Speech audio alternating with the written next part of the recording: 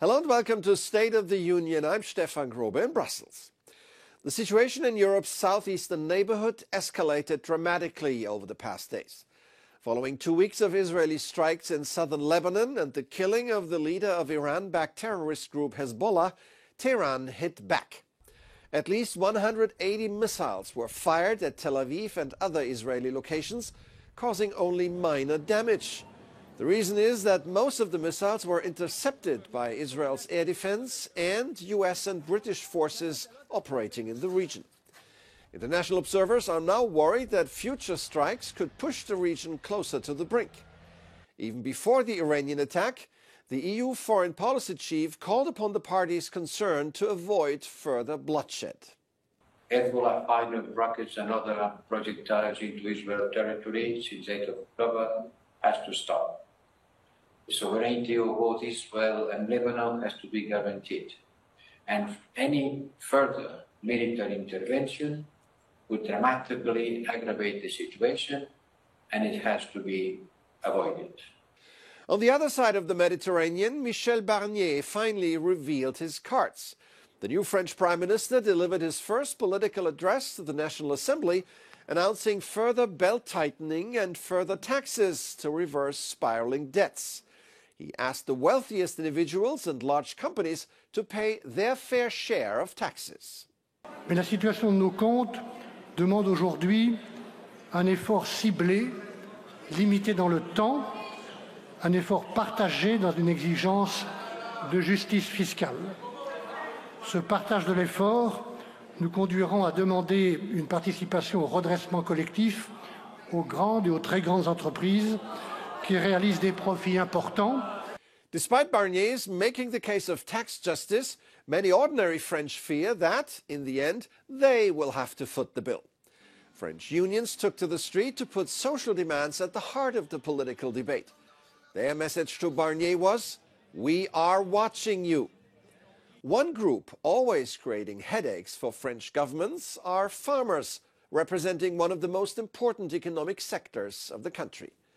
In his speech, Barnier promised further aid to farmers, but the situation requires a fundamental rethinking of the way agriculture is run in Europe, not only in France. Nobody has forgotten yet the massive farmers' protest across Europe at the beginning of the year.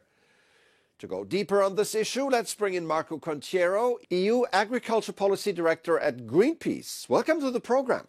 Thanks a lot for inviting me. So Greenpeace is out with a new report warning that there are less and less family-run farms and much larger so-called mega farms. Why is that a bad thing? Well, the concern is that if we want to maintain rural areas filled with farms, with rural jobs, with specifically agricultural workers, and with rural communities that live around these farms, we need to maintain farmers on the ground. If we go towards a US model, so to say, with farms on average having 300 hectares per farm, we're going to empty rural areas. And this is something that will clearly have negative impacts in terms of social and economic also realities on the ground.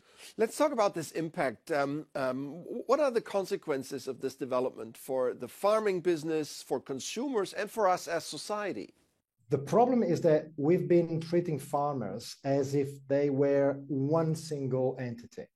We clearly show with this report that there are a majority of rather small-scale family farms which are struggling economically, which in many cases are actually getting out of business. And there is a very minority of large-scale farms that have seen their profits increasing.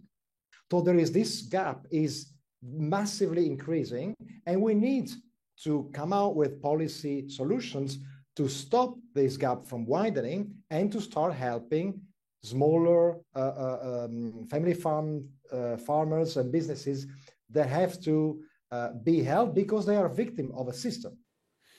And finally, what would you tell young people who consider a professional life in farming?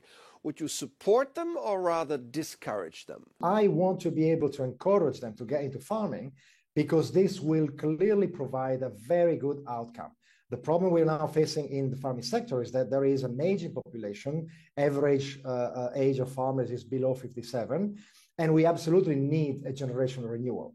But for this generational renewal to happen, we need to provide young farmers entering the business with a lot of potential successes.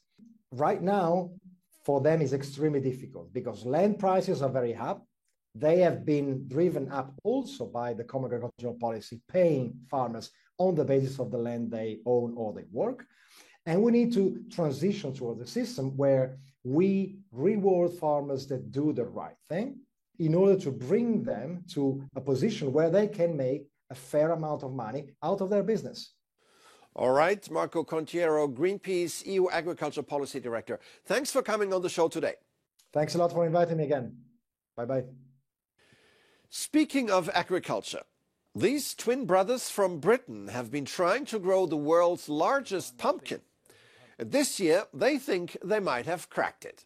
The brothers, who have 4 pumpkins growing for the challenge, say their produce is increasing by an average of 30 kilograms a day and take hundreds of liters of water.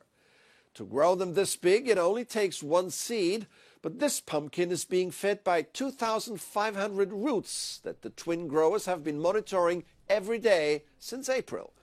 They're expected to reach 1,500 kilograms each, the pumpkins, not the growers. If this gives you any ideas, the world record for the heaviest pumpkin to beat is 1,246.9 kilos, set just last year, according to the Guinness Book. That's it. I'm Stefan Grobe. Thank you for watching. Take care and goodbye.